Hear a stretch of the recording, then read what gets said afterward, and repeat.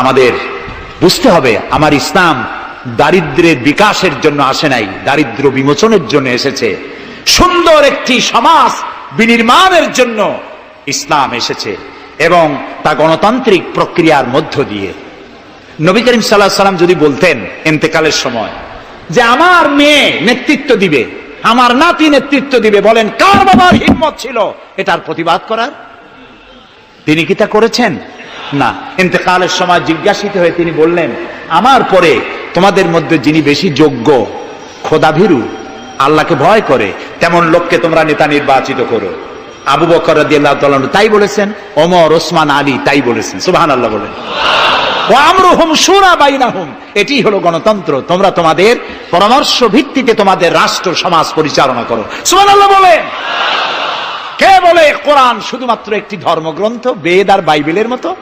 নিশ্চয়ই নয়। কোরআন একটি পূর্ণাঙ্গ জীবন বিধান, যা মানুষের জীবনের কথা বলে।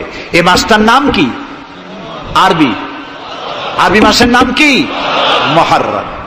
এটি সেই মাস যে মাসে খেলাফতকে প্রতিষ্ঠার জন্য রাসূলের কলিজার টুকরা নয়নের পুতুল ইমাম হোসেন কারবালার ময়দানে শাহাদাত বরণ করেছিলেন, রাজতন্ত্রের বিরোধিতা করেছিলেন।